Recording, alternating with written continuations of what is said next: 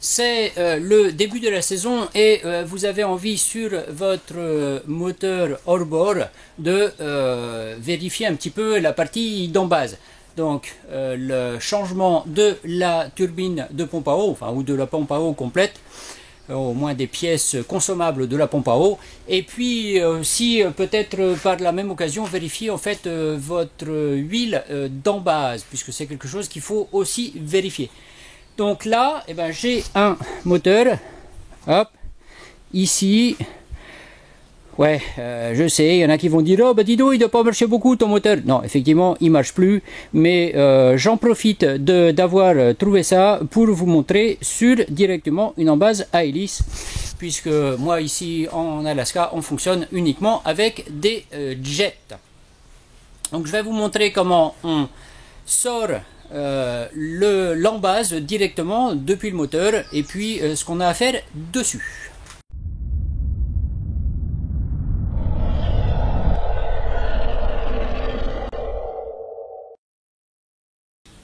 Alors déjà une chose, c'est un moteur Mariner 48 2 temps.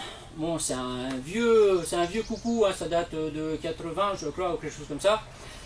S'il y en a certains qui vont trouver que ça ressemble beaucoup à un Yamaha, bah, c'est parce qu'en fait à cette époque-là, ils étaient fabriqués dans la même usine. Donc les Mariner étaient faits dans la même usine que les Yamaha. Donc là, ce qu'on va faire, c'est tout simplement donc tomber l'embase. Là, c'est un ultra long que j'ai avec une Reo Sissi. Mais c'est exactement la même chose sur les moteurs, qu'ils soient courts ou longs, c'est le même principe. On va avoir le désaccouplé. Ici sur ce moteur en particulier, j'ai 4 vis qui le tiennent, donc 2 de ce côté-là, 2 de l'autre côté. Et puis aussi une vis sous cette petite pièce-là. Cette pièce-là, je vais vous en parler plus tard à la fin de la vidéo. Pour enlever mon petit aileron qui est là, je dois accéder sur le dessus. J'ai un cache qui se trouve ici. Hop. Et puis en fait, à l'intérieur, j'ai une vis qu'il faut aller chercher. Donc là, sur ce moteur en particulier, c'est du 12. Je vais aller chercher ça. Bon, évidemment, c'est un peu loin. Bon, là, vous inquiétez pas, hein, c'est pas que j'ai une force surhumaine dans les doigts, c'est que j'ai déjà un peu débloqué ça avant de faire la vidéo, pour histoire de pas avoir trop de misère en vidéo. Voilà, hop, c'est presque enlevé. Là, de l'autre côté, ça gigote un peu. Évidemment, tenir la caméra d'une main et puis les outils de l'autre, c'est pas simple. Voilà, donc là, on enlève notre petit aileron et on a... Donc ça, c'est ce qu'il tenait. Et on a une vis qui est cachée ici dessous.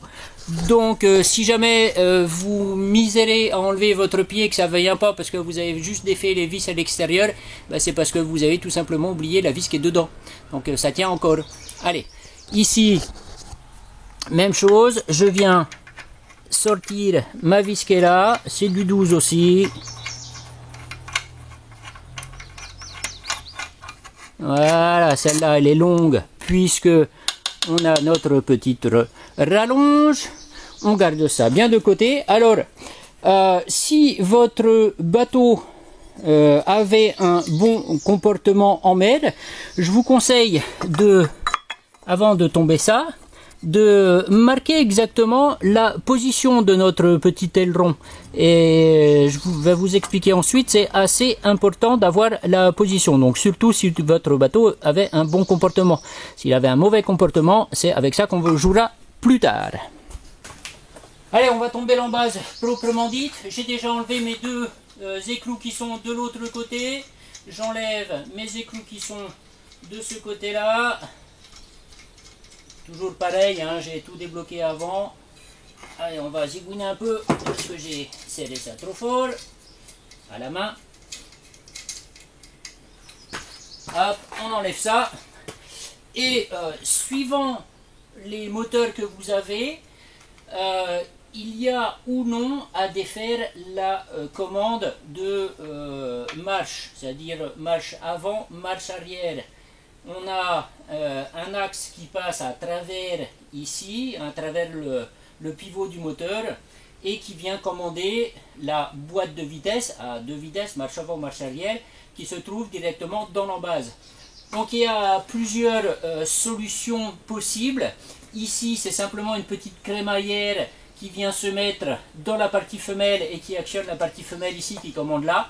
Ou alors sur certains moteurs on a un accouplement entre un arbre inférieur et un arbre supérieur, et on a en fait une noix ici entre les deux arbres qui vous maintiennent ça. Ici c'est un petit pignon, donc là j'ai rien à démonter, je tire ça.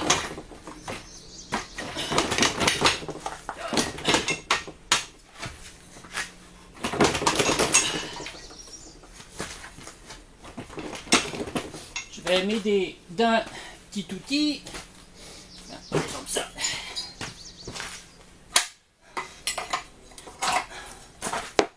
Voilà, et voilà. Là, maintenant, ça vient tout seul. Alors, comme je vous disais, ici, la commande de marche, ça vient se faire simplement par une commande ici rotative. Et on vient se mettre dans la partie femelle qui est dans la partie pied moteur et non pas sur l'embase. Donc là maintenant on a accès à notre pompe à eau. Je vais vous montrer à l'atelier ce qu'on fait sur la pompe à eau.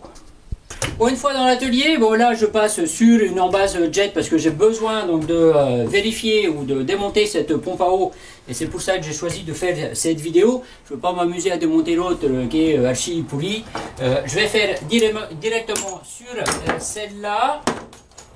Donc c'est exactement la même chose, hein, que ce soit une embase jet ou une embase à hélice, on a exactement le même système. On a notre arbre et la pompe à eau qui est montée autour. Alors, ici, je viens desserrer mes 4 vis de pompe à eau.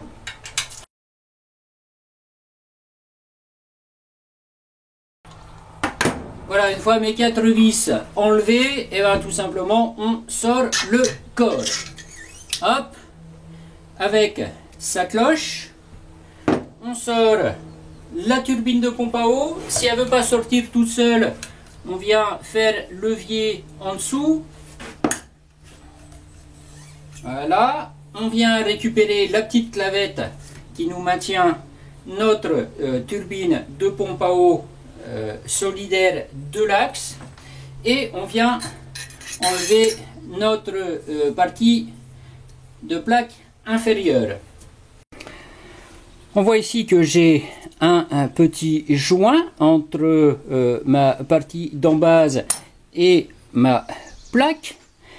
Ici j'ai ma surface de frottement de ma turbine. Alors ça c'est à inspecter, notamment le petit rebord que ça va venir faire ici. Si je regarde mon corps de pompe à eau, c'est pareil. Ici sur ce 40 chevaux ici, c'est un joint torique qui est tout le tour, et on a notre cloche qui se trouve ici. Donc important de surveiller l'état de cette cloche. Donc là c'est pareil, ça fait un petit rebord. Donc ma pompe à eau, ma turbine de pompe à eau en tournant à l'intérieur va user l'ensemble. Et puis faire un check-up aussi de la turbine en elle-même. Alors pour ceux qui ont envie de changer leur turbine de pompe à eau, alors il y a deux possibilités. On voit souvent que les gens changent simplement la turbine en elle-même et non pas le kit de pompe à eau complet. J'ai envie de vous dire pourquoi. Si ça c'est usé, les autres parties qui sont là, il y a aussi de très grandes chances qu'elles soient usées. Donc au lieu d'acheter juste la turbine de pompe, eh ben, prenez le kit complet. Franchement, il n'y a que quelques euros d'écart entre la turbine et un kit complet. Prenez directement un kit complet. Vous êtes à tomber directement toute l'embase de votre moteur. C'est quelque chose qui va vous prendre un petit peu de temps. Tant qu'à faire, si c'est pour économiser 5 euros, ça vaut peut-être pas la peine, non, de ne pas changer ce kit complet. Le kit vient avec des joints neufs, avec des plaques neuves, avec la turbine neuve et avec, je crois, la clavette aussi qui tient la turbine sur l'arbre. Donc, changer l'ensemble. Franchement, c'est des économies de bout de chandelle de changer juste la turbine. Donc, changer l'ensemble. Quand vous en êtes, que vous avez déjà démonté ça, sortir la cloche ici, c'est relativement simple. Il y a juste à la décoller un petit peu, parce que des fois elle est un petit peu collée par du sable. Donc là, c'est un peu le cas quand même. Et là, on la pousse par le haut aussi, on peut faire ça.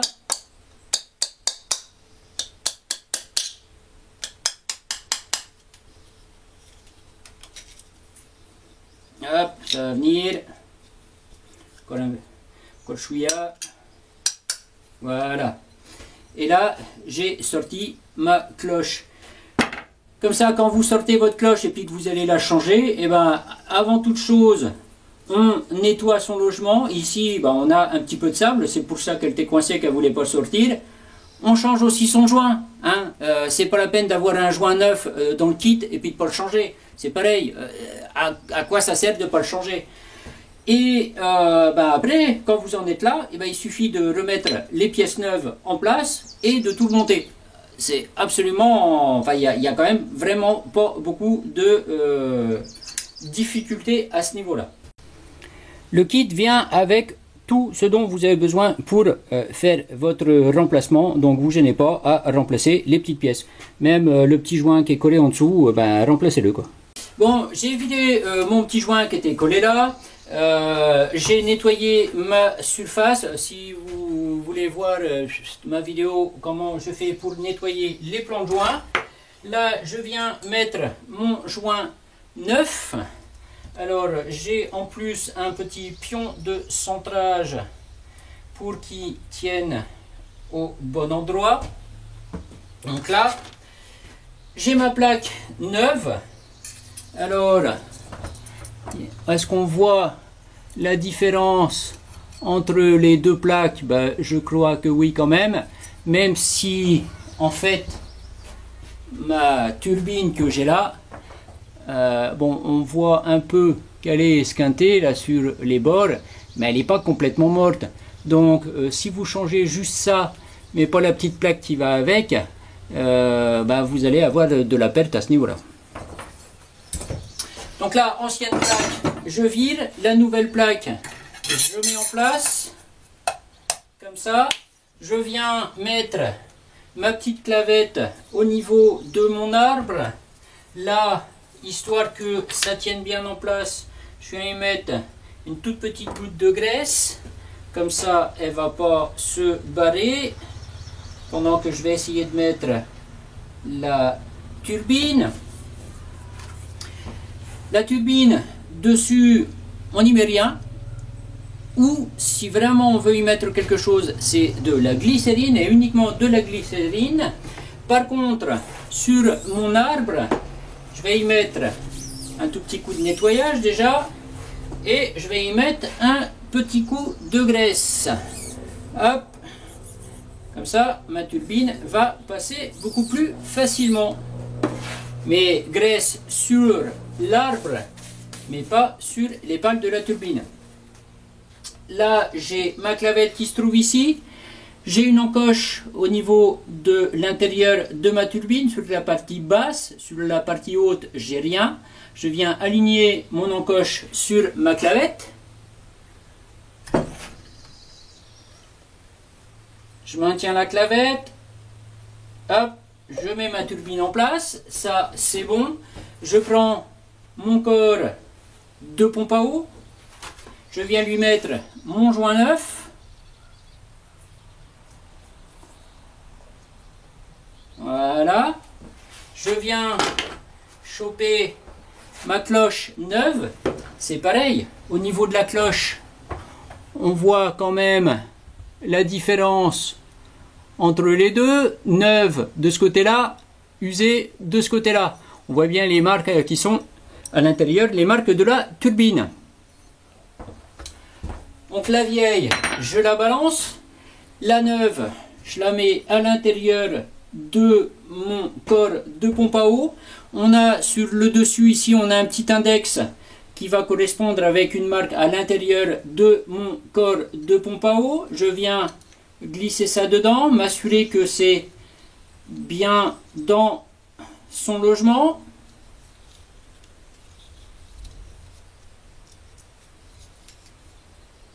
Voilà. Et là, maintenant, il n'y a plus qu'à remettre mon corps de pompe sur ma turbine. Je viens le descendre et on voit que la turbine, elle est plus grande que le corps de pompe. C'est normal, sinon ça ne pomperait pas. Je vais maintenir mon corps de pompe en lui appliquant une légère pression. Et là, je viens simplement tourner mon arbre moteur dans le sens des aiguilles d'une montre. En mettant une légère pression et hop, voilà, ça descend tout seul. Là, je prends mes vis neuves. Mes vieilles vis, à force d'être serrées, on a de l'allongement dessus, donc elles pourraient casser, surtout si vous vous en servez dans un milieu salin. Si c'est dans un milieu en eau douce, c'est un petit peu moins important. Vous allez mettre un peu de graisse dessus, donc comme je dis, surtout si vous êtes en milieu salin, ça vous permettra de pouvoir le démonter par la suite. Hop, on titille un peu pour trouver où c'est qu'il y a le trou.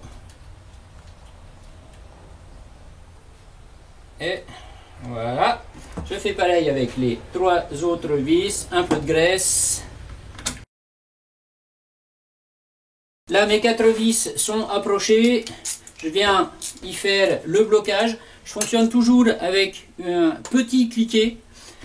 Sur des vis de cette dimension, faut pas y aller comme un bœuf. Hein. Si vous prenez un énorme cliquet, bah, évidemment vous allez péter les vis et puis vous allez péter le corps de pompe. Je mets ça bien en contact après avoir juste serré au doigt. Et puis je viens contrôler que tout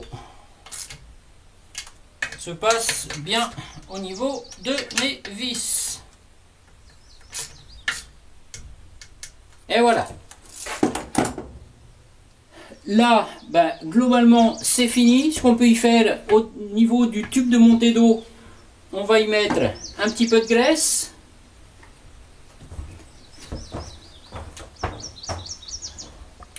Hop. Et puis, au niveau de mes cannelures, avant le remontage, c'est pareil, je vais y mettre un petit peu de graisse. Voilà.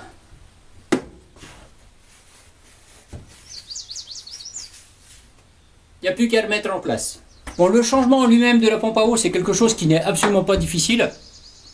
Sauf si ça n'a jamais été fait, que le moteur est assez ancien, qu'il a été en milieu marin et puis que les vis sont bloquées. C'est là où vous pouvez avoir un petit peu de soucis. Mais sinon, remplacer la pompe à eau, ça n'a absolument aucun souci. Bien étudier aussi votre corps de pompe à eau. Il arrive que les corps de pompe se fendent. Et à ce moment-là, donc vous avez des fuites à ce niveau-là, et puis ça ne monte pas en pression comme il faut. Donc ça, c'est quelque chose qu'il faut absolument vérifier aussi, c'est l'intégrité du corps de pompe à eau. Voilà, mis à part ça, le changement juste de la turbine ou le changement du kit complet, comme je disais, c'est quelques euros de différence et 1 minute de différence en fait, grosso modo, pour assembler les pièces du kit, ça n'a absolument rien de phénoménal.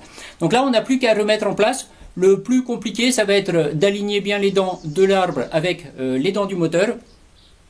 Et grosso modo, c'est tout quoi. Et puis sur les embases à hélice, ça va être de repositionner exactement le changement de marche avant, marche arrière. Donc là, vous pouvez vous aider en titillant un petit peu la commande de gaz. Bon, ça, la pompe à eau, c'est fait. On va passer à la deuxième partie. Bon, passons maintenant à notre embase, et ça c'est quelque chose qui est quand même assez souvent négligé. À l'intérieur de notre boîte de vitesse ici, donc marche avant, marche arrière, on a ici de l'huile. Et cette huile, c'est important de la contrôler et de la changer. On a généralement sur ces embases, on a une vis de purge et une vis de niveau. La vis de purge en bas, la vis de niveau elle est en haut. Il arrive sur certaines embases que la vis de purge elle est en fait sur l'arrière, ici en bas de notre arbre d'hélice. Là j'ai ma vis de purge ici, ma vis de niveau. On a tout simplement besoin d'un gros tournevis et d'ouvrir notre vis, hop, et de voir ce qui coule.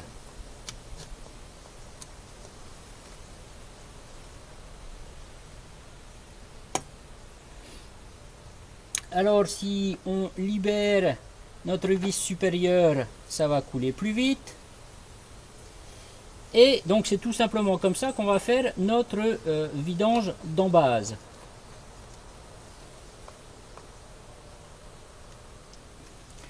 Dedans, dans les embases, c'est de l'huile d'embase ou de l'huile de boîte, donc avec une viscosité qui est très élevée. Normalement c'est 90. Alors quand on vient faire notre vidange comme ça, bon là j'ai pas tout vidangé, mais c'est super important de regarder comment se comporte notre huile. Si vous avez de l'eau dans votre embase, bah déjà l'eau va goûter en premier, et puis en plus de ça, surtout si votre moteur il a tourné pas longtemps avant, l'huile à l'intérieur ça va vous faire de la mayonnaise. La plupart du temps, sauf si en fait il y a un défaut au niveau du joint de vidange d'huile ou du joint de niveau d'huile, ça à moins que le joint ait été oublié, la plupart du temps les problèmes d'eau dans le boîtier d'embase, ça vient ici au niveau de notre arbre d'hélice, et l'arbre il tourne à l'intérieur d'un joint. Et il arrive quand même assez souvent que ce joint ici soit endommagé, notamment par du fil de pêche, parce que ça vient s'entourer autour et ça vient l'incruster à l'intérieur du joint et ça bouffe le joint et ça permet à l'eau de rentrer. Donc quand on a la plupart du temps, tous les cas que j'ai rencontrés, à part un oubli de joint, au niveau des petites vis de remplissage ou de vidange, tous les problèmes moi que j'ai rencontrés, eh ben, c'est dû à du fil de pêche qui est autour de l'arbre et qui vient endommager ce joint. Et à ce moment-là, bah, évidemment, il faut changer ce joint, bah, sinon à chaque fois, votre huile va se mélanger avec de l'eau. Et bah, dans ces boîtiers d'embase, c'est fait pour fonctionner avec de l'huile et non pas avec un mélange d'huile et d'eau. Alors une fois qu'on a fait notre vidange, donc on ouvre en bas, on ouvre en haut, on laisse tout couler. Une fois que tout est écoulé, on va faire notre remplissage. Et puis là, moi je vous conseille d'acheter, ça c'est des petits kits de pompe comme ça, que vous mettez directement sur votre petit bidon d'huile. Et il y a les raccords avec, en accord avec votre moteur. Si vous avez un Yamaha, vous achetez celui qui est adapté pour les Yamaha. Si vous avez un Mercury, c'est pareil, hein, vous prenez avec les embouts Mercury. Et ça, il suffit tout simplement de le brancher en bas à la place de notre vis de purge et de laisser notre vis de niveau enlevée. Et on pompe, on envoie l'huile à l'intérieur du boîtier jusqu'à ce que ça vienne déborder un petit peu ici. À partir du moment où on vient déborder juste ici, on enlève notre petit appareil d'en bas, on referme notre vis et puis on a le niveau correct. Ça c'est toujours à se rapporter aux données constructeurs, mais normalement vous devez avoir un niveau d'huile d'embase qui vient affleurer la vis de niveau qui se trouve ici. Là sur ce moteur en particulier, on a à côté une autre vis qui marque wash. Ici c'est une entrée d'eau, on peut mettre directement une entrée d'eau ici afin de pousser de l'eau à l'intérieur si vous n'avez pas les oreilles qui viennent se plaquer directement sur votre boîtier d'embase. Et puis là à ce moment là, donc ça pousse l'eau à travers la turbine de pompe à eau, et de la même façon que si vous mettez les petites oreilles ici et puis que vous envoyez la flotte. Donc faire sa vidange d'huile d'embase, c'est quelque chose qui n'est pas compliqué, c'est accessible à tout le monde. Vous n'avez même pas besoin normalement de démonter quoi que ce soit sur le moteur. Vous pouvez faire ça directement en place sur le bateau, de faire votre vidange d'huile de boîte. Ça, c'est conseillé de le faire une fois par saison. Quelles que soient les heures que vous allez mettre, bon, à part si vous mettez 2000 heures sur un boîtier durant la saison, là, il faut peut-être faire un petit peu plus d'entretien que ça. Mais ce serait quand même étonnant en plaisance, généralement, on ne fait pas ça quand même. Alors, tout à l'heure, je vous ai parlé un petit peu vaguement de ça, de notre petit aileron qu'on a ici en fait. À quoi ça sert? Simplement à faire que votre bateau se conduise bien. Quand on a l'hélice ici en place et que notre hélice vient tourner, ça induit un mouvement de rotation en fait au bateau. C'est-à-dire que même si vous avez votre moteur qui est droit, votre bateau va tirer d'un côté ou de l'autre. Et c'est avec ce petit aileron qu'on va venir corriger ça. Si en marche normale, avec votre moteur bien droit, votre bateau part un peu sur le bâbord ou sur la gauche, et ben en fait votre petit aileron ici, vous allez l'envoyer vers la droite. Alors, il n'y a pas besoin de le mettre carrément à 90 degrés. De toute façon, généralement, on a des angles de fonctionnement qui sont... Voilà, là, je suis embuté, là, je suis embuté, là, je suis centré. Il va à gauche, vous le mettez un petit peu à droite. Ça, c'est simplement... C'est assez facilement accessible puisque vous avez le petit cache caoutchouc qui est sur le haut. Et puis, il suffit de desserrer un tout petit peu la vis qui est dessous. Et hop, vous y mettez un petit peu d'angle à votre aileron. Vous resserrez tout ça et puis vous faites un nouvel essai avec le bateau. Et puis vous allez voir, donc ce petit aileron ici est fait pour vous aider à ce que vous ayez un bateau qui fonctionne droit sur l'eau à partir du moment où le moteur, lui, il est droit. Petite chose toute simple à savoir, il y a des gens qui ne savent pas exactement à quoi ça sert. Et ben ça sert à ça. Bon, moi, je vais pas vous montrer comment on remonte l'embase à l'intérieur du moteur. Hein. Il suffit de faire l'inverse de quand on l'a démonté. C'est quand même relativement simple. Il n'y a pas vraiment de problème particulier à part aligner les dents de l'arbre moteur avec la tête motrice. Donc ça, il suffit de simplement titiller un petit peu en fait l'arbre pour tomber sur les dents. Généralement, les dents sont toutes petites, donc ça demande pas beaucoup à bouger ça. Et puis ben voilà, j'espère que j'aurai rien oublié dans ma petite démonstration qui est là, et j'espère que ça pourra vous être utile. Et puis je vous dis à bientôt pour de nouvelles aventures. Ciao.